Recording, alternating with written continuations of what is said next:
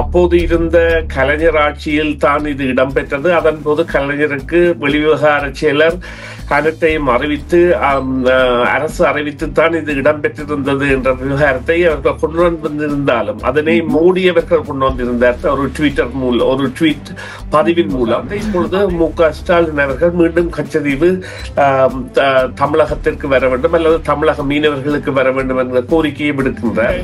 இந்திய பிரதமராக இருந்த இந்திரா காந்தியை பொறுத்தவரையில் இது ஒரு சிறு குவியல் அல்லது ஒரு சிறு பாறையாகத்தான் அவர் அதனை பார்த்தார். 146 ஏக்கர் பரப்பளவை கொண்ட மனிதர்கள் வாழ முடியாது என்றால் அங்கே நன்னீர் இல்லை. ஆனால் இப்பொழுது உள்ள பிரதானம் என்ன மாதிரி என்று சொன்னால் அங்கே இப்பொழுது இந்த மீன்பிடி தேவைகளுக்காக தமிழக மீனவர்கள் செல்கின்ற பொழுது 200க்கும் மேற்பட்டவர்கள் என்றுதான் நினைக்கின்றேன் மீனவர்கள் கடந்த காலங்களில் கொல்லப்பட்டிருக்கின்றார்கள். இலங்கையை பொறுத்தவரையில் கச்சதீவை அறவே விட்டுக் கொடுக்காது. இதை விட இப்பொழுது இது இலங்கையின் பிரச்சனை என்பதை விட வடக்கு பகுதி சார்ந்த மீனவர்களின் பிரச்சனையாக மாறிவிட்டது. விட்டுக் கொடுக்க முடியாது. ஆனால் இது இப்பொழுது கடல் அதாவது மீன்பிடி சார்ந்த ஒரு பொருளாதார மையப்படுத்தப்பட்ட பிரச்சனையாக இருக்கின்றபடியால் தமிழக மீனவர்கள் அந்த பகுதிகளில் மீன்பிடிக்க முடியாதது அவர்களுடைய பொருளாதார வருவாயை நிச்சயமாக பாதிக்கின்றது. ஏனென்றால் இலங்கை கடற்படை அவர்களை கைது செய்து யாழ்ப்பாணம் மாவட்டத்தில் உள்ள பல நீதிமன்றங்களிலும் தற்பொழுது அவர்களை ஆஜர் செய்வதை நீங்கள் அறிந்திருப்பீர்கள்.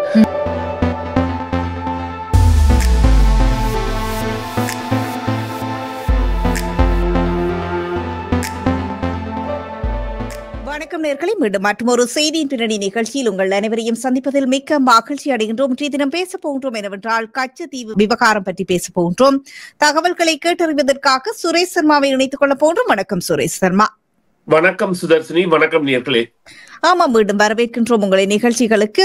கச்சதீவை மீட்க வலியுறுத்தி நாளை தீர்மானம் கொண்டு வரப்படுகின்றது என்று தமிழக முதலமைச்சர் மு.க.ஸ்டாலின் குறிப்பிட்டிருக்கின்றார். அவர் குறிப்பிட்டது மட்டுமல்ல, இந்தியாவிலேயே பல தரப்பட்ட கருத்துக்கள் அரசியல் தலைவர்களிடமிருந்து பல்வேறு விதமாக வருகின்றது. ஒரு பகுதி அப்போது இருந்த பிரதமர் கொடுக்க வேண்டியதை கொடுத்து எடுக்க வேண்டியதை எடுத்திருக்கின்றார் என்றும், இன்னொரு பகுதி கடலில் எல்லையை பிரிக்கும் போது அது இலங்கைக்கு சொந்தமானதாகத்தான் இருக்கின்றது, கச்சதீவு இலங்கைக்கு சொந்தமானதாகத்தான் இருக்கின்றது என்றும், இன்னொரு பகுதி இந்தியா கச்சதீவை இலங்கைக்கு தாரை வார்த்து கொடுத்திருக்கிறது என்றும் குறிப்பிடப்பட்டிருக்கிறது. இதில் உண்மையான வரலாறு என்ன குறிப்பிட முடியுமா? நிச்சயமாக இந்த பிரச்சனை என்பது பல ஆண்டு காலமாக சென்று கொண்டிருக்கின்ற பொழுதும் நீங்கள் குறிப்பிடுகின்றது பொழுது இப்பொழுது தமிழகத்தின் தற்போதைய முதல்வர் மீண்டும் அந்த பிரச்சனையை கொண்டு வர விரும்புகின்றார். இதே முதலமைச்சர் இவ்வாறான ஒரு தீர்மானத்தை கடந்த 2 வருடங்களுக்கு முன்னர் கூட மேற்கொண்டிருந்தது இங்கு குறிப்பிடத்தக்கது. இப்பொழுது இந்த கச்சதீவு பிரச்சனை என்பது இவ்வளவு பிரதானப்படுத்தப்படுவதற்கு காரணம் கடந்த தேர்தலின் பொழுது இது பாரதிய ஜனதா முன்னணியால் அல்லது பாஜகவால் ஒரு பிரபல்யப்படுத்தப்பட்ட பிரச்சனையாக இருந்தது. அதற்குரிய காரணம் என்னவென்று சொன்னால் அவர்கள் சில பழைய ஆவண கோப்புகளின் மூலம் அறிந்துள்ள தகவல்களை வெளிக்கொணர்வதற்கான நடவடிக்கைகளை எடுத்திருந்தார்கள். அதிலும் அந்த ஒரு தகவல் அவர்கள் இன்னும் வெளியிடவில்லை. அந்த மற்ற தகவல்கள் அதாவது அப்போது இருந்த கலைஞர் ஆட்சியில் தான் இது இடம்பெற்றது. அதன் போது கலைஞருக்கு வெளிவிவகார செயலர் அனைத்தையும் அறிவித்து அரசு அறிவித்துத்தான் இது இடம்பெற்றிருந்தது என்ற விவகாரத்தை அவர்கள் கொண்டு வந்திருந்தாலும் அதனை மோடி அவர்கள் கொண்டு வந்திருந்தார் ஒரு ட்வீட் பதிவின் மூலம். அதே போல அண்ணாமலை அவர்களும் கொண்டு வந்திருந்தார் அரசியல் பேச்சுக்களின் மூலம் மற்றும் அந்த பத்திரிகை அறிக்கைகளின் மூலம். அந்த கட்டுரை என்பது மீள் பிரசுரிக்கப்பட்டிருந்தது, அந்த ஆவணம் என்பது மீள் பிரசுரிக்கப்பட்டிருந்தது. இருந்த பொழுதிலும் அது அப்பொழுது வரவேற்பு பெறவில்லை. அந்த விவகாரத்தை இப்பொழுது மு.க.ஸ்டாலின் அவர்கள் மீண்டும் கச்சதீவு தமிழகத்திற்கு வர வேண்டும் அல்லது தமிழக மீனவர்களுக்கு வர வேண்டும் என்ற கோரிக்கையை விடுக்கின்றார். இங்கே அவர்கள் குறிப்பிடுகின்ற விவகாரம் என்னவென்றால் 1974ஆம் ஆண்டு, இது 1921ஆம் ஆண்டு அளவிலேயே இந்த பிரச்சனை என்பது ஆரம்பிக்கப்பட்டிருந்தது. இது கச்சதீவு என்பது ராமநாத மாவட்டம் இல்ல ராமநாதபுரத்திற்கு சொந்தமான ஜமீனுக்கு அல்லது சிற்றரசுக்கு உரிய பிரதேசமாகத்தான் இருந்திருக்கின்றது. அது சுதந்திரத்தின் பின்னர் மெட்ராஸ் பட்டணம் என்கின்ற சென்னை அரசிற்கு தமிழக அரசிற்கு கையளிக்கப்பட்டு பின்னர் அது இலங்கைக்கான ஒரு ஒப்பந்தத்தின் மூலம் கொடுக்கப்பட்டதாகத்தான் வரலாறு. இந்திய பிரதமராக இருந்த இந்திரா காந்தியை பொறுத்தவரையில் இது ஒரு சிறு குவியல் அல்லது ஒரு சிறு பாறையாகத்தான் அவர் அதனை பார்த்தார். 146 ஏக்கர் பரப்பளவை கொண்ட மனிதர்கள் வாழ முடியாது என்றால் அங்கே நன்னீர் இல்லை. நன்னீர் இல்லாதபடியால் மனிதர்கள் வாழ முடியாத ஒரு இடமாக இருக்கிறது. அதனை கொடுத்தால் என்ன என்று ஆனால் அவர்கள் கொடுத்ததன் பிறகுதான் அதன் முக்கியத்துவத்தை உணர்ந்தார்கள். நிச்சயமாக இது இலங்கைக்கு தான் நன்மையாக இருக்கின்றது. நெடுந்தீவிலிருந்து சுமார் 10-15 கிலோமீட்டர் தொலைவிலும், அதே நேரம் ராமநாதபுரம் தங்கச்சி மடம் என்கின்ற இடத்தில் இருந்து அதனை விட சற்றே தூரம் கூடியதாக இருந்த பொழுதிலும் இந்த பாக்கு நீர்ணி என்பது இந்த இரண்டு நாடுகளையும் பிரிக்கின்ற ஒரு சிறு கடற்பகுதியாக மட்டுமில்லாமல் வங்காள விரிகுடா மற்றும் மன்னார் வளைகுடா ஆகியவற்றை இணைக்கின்ற ஒரு தொடுகை புள்ளியாகவும் இருக்கின்ற காரணம் மற்றும் இந்த ஆதாம் பாலம் என்கின்ற நிலத்தின் கீழ் பாலம் இருந்ததற்கான சான்று அல்லது ராமர் கட்டிய பாலம் என்று புராணங்கள் கூறுகின்றவற்றிற்கான அந்த அதற்குரிய சான்றுகள் போன்றவற்றை உள்ளவற்றால் இந்த இடம் என்பது முக்கிய பிரதானப்படுத்தப்பட்டது. ஆனால் இப்பொழுது உள்ள பிரதானம் என்ன மாதிரி என்று சொன்னால், அங்கே இப்பொழுது இந்த மீன்பிடி தேவைகளுக்காக தமிழக மீனவர்கள் செல்கின்ற பொழுது 200க்கும் மேற்பட்டவர்கள் என்றுதான் நினைக்கின்றேன் மீனவர்கள் கடந்த காலங்களில் கொல்லப்பட்டிருக்கின்றார்கள். அந்த நேரங்களில் எல்லாம் இலங்கை மீனவர்கள் மீன் பிடிக்க செல்வது என்பது கடற்படையால் தடை செய்யப்பட்ட ஒன்றாக அல்லது ஆழ்கடலுக்கு அவர்கள் செல்வது என்பது இந்த 2009ஆம் ஆண்டு வரையான காலப்பகுதியில் ஒரு சாத்தியமில்லாத விடயமாக இருந்தபடியால் இவர்கள் அந்த ரோலர் படகுகள் மூலம் பாரிய மீன்பிடிகளில் ஈடுபடுவது என்பது நிச்சயமாக இலங்கை தமிழர்களால் கூட வரவேற்கப்படுகின்ற விடயமாக இல்லை. இலங்கையின் வடக்கை சேர்ந்த மீனவர்கள் அல்லது யாழ் மாவட்டம் மற்றும் முல்லைத்தீவு மாவட்டங்கள் போன்றவற்றின் மீனவர்கள், மன்னார் மாவட்டத்தை கூட எடுக்கலாம், அவர்கள் கூட இவ்வாறான ஒரு போர் பரணியில் தமிழக மீனவர்களுடன் போரிடுகின்ற அளவிற்கு, அதாவது இந்த மீன்பிடியில் தங்களை ஈடுபடுத்திக் கொள்வதற்கான காரணம் இலங்கை கடற்பரப்பில் உள்ள மீன் வளங்களை தமிழக மீனவர்கள் பிடித்து செல்கின்றார்கள் என்று. ஆனால் அவர்களுக்கும் உள்ள ஒரு குறைபாடு என்னவென்று சொன்னால், இந்த கடல் எல்லை என்பது குறைவாக இருக்கின்றபடியால் இரண்டு நாடுகளுக்கும் இடையேயான இந்த கடல் எல்லையில் அந்த நாடுகளின் கடற்பரப்புகளை தாண்டிய பரப்பு என்பது சிறிதாக இருக்கின்றபடியால் உடனடியாகவே இலங்கைக்குள் வந்து அவர்கள் அந்த மீன்பிடியில் ஈடுபடுகின்ற சந்தர்ப்பங்களும் அவர்கள் கைது செய்யப்படுகின்ற நீதிமன்றத்தில் வைத்திருக்கின்ற சந்தர்ப்பங்களும் தொடர்ச்சியாக அண்மை காலமாக நடைபெற்று வருகின்றன. இந்த நிலையில் மீனவர்களை பாதுகாப்பதற்காகவும் மீனவர்களின் வாக்குகளை நோக்கிய பயணமாகவும் திமுக இவ்வாறான ஒரு நிகழ்ச்சியை செய்தாலும் இலங்கை இந்த விவகாரத்தில் எவ்வாறு நடந்து கொள்கும் என்ற ஒரு கேள்வி இருக்கிறது. நான் நினைக்கிறேன் 1991ஆம் ஆண்டு முதல் தடவையாக தீர்மானம் நிறைவேற்றப்பட்டது கச்சதீவை மீட்க வேண்டும் என்று. ஜெயலலிதா இதற்காக பெரிதும் பாடுபட்டிருக்கிறார் அல்லது போராடி இருக்கின்றார். அவர் அந்த மீட்க முடியாது என்று தெரிந்த ஒரு கட்டத்தில் கச்சதீவை அப்படியாயின் இலங்கையிடமிருந்து குத்தகைக்கு எடுக்க வேண்டும் என்ற ஒரு கோரிக்கையை கூட விடுத்திருந்தார் மத்திய அரசிற்கு. எனவே இப்பொழுது இந்த கச்சதீவு மீட்கப்பட வேண்டும் என்ற கோரிக்கை பாரதிய ஜனதா கட்சி உள்ளிட்ட பலராலும் முன்வைக்கப்படுகின்ற பொழுதும் பாரதிய ஜனதா கட்சி வைத்திருக்கின்ற ஒரு அந்த அல்லது தகவல் அறியும் சட்டத்தின் கீழ் அவர்கள் அறிந்த விடயம் என்னவென்று சொன்னால், கருணாநிதி அவர்கள் இந்த விவகாரத்தில் தனக்கு ஆட்சேபனை இல்லை என்று சொன்ன பிறகுதான் இந்திரா காந்தி இந்த ஒப்பந்தத்தில் கையொப்பமிட்டார் என்பதை அவர்கள் ஏற்கனவே வெளியிட்டு விட்டார்கள் ஆதார சாட்சிகளுடன்.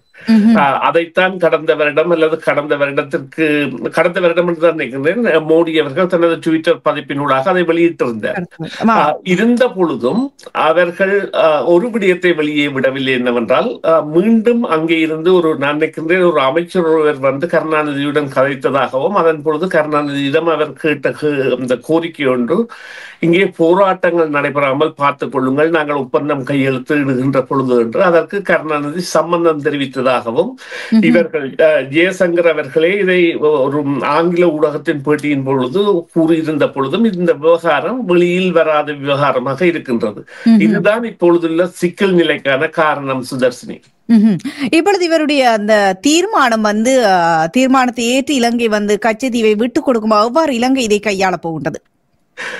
இலங்கையை பொறுத்தவரையில் கச்சதீவை அறவே விட்டுக் கொடுக்காது. இதை விட இப்பொழுது இது இலங்கையின் பிரச்சனை என்பதை விட வடக்கு பகுதி சார்ந்த மீனவர்களின் பிரச்சனையாக மாறிவிட்டது.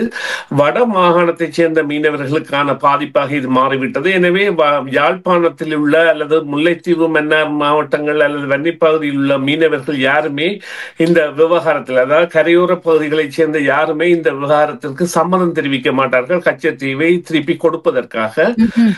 ஆனால் அதைவிட இலங்கையின் இறையாண்மையுடன் ஒன்றுபட்ட விடயமாகவும் இலங்கை இந்த விவகாரத்தில் நிச்சயமாக விட்டுக் கொடுப்புகளை மேற்கொள்ளாது என்பதாகவும், குறிப்பாக இந்த 1921களிலே இந்த பிரித்தானியர்கள் இது தொடர்பாக கதைத்த போது இலங்கை சார்பாக கதைத்த பிரித்தானிய அப்பொழுது ஆளுநராக இருந்தவர் கூட இந்த விவகாரத்தில் இது இலங்கைக்கு சொந்தமானது என்கின்ற கருத்தியலை விருத்தி சென்றிருக்கின்றார். ஏனென்றால் அதற்கு அந்த கிட்ட இருக்கின்ற தூரம் இலங்கைக்கு அண்மித்ததாக இருக்கின்றபடியால். எனவே இலங்கை என்பது இந்த விவகாரத்தை விட்டுக் கொடுக்க முடியாது. ஆனால் இது இப்பொழுது கடல், அதாவது மீன்பிடி சார்ந்த ஒரு பொருளாதார மையப்படுத்தப்பட்ட பிரச்சனையாக இருக்கின்றபடியால் தமிழக மீனவர்கள் அந்த பகுதிகளில் மீன்பிடிக்க முடியாதது அவர்களுடைய பொருளாதார வருவாயை நிச்சயமாக பாதிக்கின்றது. ஏனென்றால் இலங்கை கடற்படை அவர்களை கைது செய்து யாழ்ப்பாணம் மாவட்டத்தில் உள்ள பல நீதிமன்றங்களிலும் தற்பொழுது அவர்களை ஆஜர் செய்வதை நீங்கள் அறிந்திருப்பீர்கள். இது காரணமாக அவர்கள் அந்த பிரச்சனைக்கு முடிவு கட்ட முனைகின்றார்கள். இது உண்மையிலேயே வடக்கு மீனவர்களுடன் தமிழக மீனவர்கள் கதைத்து ஒரு ஒப்பந்தத்திற்கு வர வேண்டிய அல்லது தீர்க்க வேண்டிய விவகாரமாக இருக்கின்றது. இதனை பல அரசியல் தலைவர்கள் கூட கூறியிருக்கின்றார்கள் அண்மை காலத்தில். குறிப்பாக இந்த அனுரதிசர குமாரநாயக்காவின் தெரிவின் வந்த யாழ்ப்பாணத்தில் தெரிவு செய்யப்பட்ட 4 எம்பிக்களில் சந்திரசேகரன் என்கின்ற அமைச்சராக இருக்கின்றவர் கூட இந்த விவகாரத்தை தெளிவாக தெரிவித்திருக்கின்றார். நான் நினைக்கிறேன் அவர் மீன்பிடி அமைச்சராகத்தான் இருக்கின்றாரா என்கிற மீன்துறைக்கான அமைச்சராகத்தான் இருக்கின்றாரா தெரியவில்லை. ஆனால் இந்த விவகாரத்தில் தாங்கள் செயற்பட வேண்டும் என்பதை தெரிவித்திருக்கின்றார். எனவே அந்த தீர்வு என்பது இலங்கை விட்டுக் கொடுக்காத ஒன்றாக இருக்கும். ஆனால் இது ஒரு அரசியல் கிளர்ச்சியை உருவாக்கலாம். அது அடுத்த கேள்வியாக இருக்க போனது. இலங்கையினுடைய அந்த விட்டு கொடுக்காமை தமிழகத்திற்குமான அல்லது இந்தியாவிற்குமான அந்த உறவில் எவ்வாறான மாற்றத்தை கொண்டு வரப்போகிறது? தமிழகத்தில் ஒரு அரசியல் கிளர்ச்சியை ஏற்படுத்தலாம் என்னவென்றால், ஒன்றுபட்டு மத்திய அரசை கூறக்கூடிய நிலைமை வரும். இப்ப மத்திய அரசு கூறுகின்ற விடயம் என்னவென்று சொன்னால், கருணாநிதி தெள்ள தெளிவாக தெரிந்து கொண்டுதான் தாரை வார்த்தார் என்று. ஆனால் அவர்கள் அதனை புறந்தள்ளி தற்போதைய அரசு இந்த முயற்சியில் முனைப்பு காட்டி கச்சதீவை மீள கைப்பற்ற வேண்டும் அல்லது மீள வேண்ட வேண்டும். கைப்பற்றுவது என்பது சொல்லாடலாக இருக்க முடியாது. இந்த விவகாரத்தில் கையகப்படுத்த வேண்டும் அல்லது அந்த ஒப்பந்தத்தை ரத்து செய்ய வேண்டும் அல்லது மீன்பிடிக்காக தமிழக மீனவர்கள் எப்பொழுதும் அந்த பகுதிக்கு சென்று வரலாம் என்கின்ற நிலையை அவர்கள் ஏற்படுத்தலாம். அவ்வாறு ஏற்படுத்துவார்களாக இருந்தால் இந்த நிலைமையில் சில வேளைகளில் வெற்றி பெறக்கூடிய வாய்ப்பு இருக்கும். ஆனால் அதற்குரிய சாத்தியங்கள் என்பது மிக மிக அரிது. நன்றி சுரேஷ் சர்மா, உங்களுடைய தகவல்களுக்கு கருத்துக்களுக்கு. அந்த கேள்வி இன்றைய நிகழ்ச்சி நிறைவு கேள்வியாக அமைந்தது. நன்றி. மீண்டும் ஒரு பொழுது சந்திப்போம். நன்றி, வணக்கம். நன்றி சுதர்ஷினி. நன்றி நேயர்களே, மீண்டும் ஒரு பொழுதில் சந்திப்போம். டிவிஐ யூடியூப் சேனலில் இணைந்திருக்கும் நேயர்கள் அனைவருக்கும் எமது நன்றி. எமது காணொளி தொகுப்புகளை தொடர்ந்து நீங்கள் பார்வையிடுவதற்கு கீழிருக்கின்ற பெல் பட்டனை அழுத்துவதனூடாக நோட்டிபிகேஷனில் பல காணொளி தொகுப்புகள் உடனுக்குடன் உங்களை வந்து சேரும். அருகில் இருக்கின்ற முக்கிய காணொளி தொகுப்புகளையும் பார்வையிட தவறாதீர்கள்.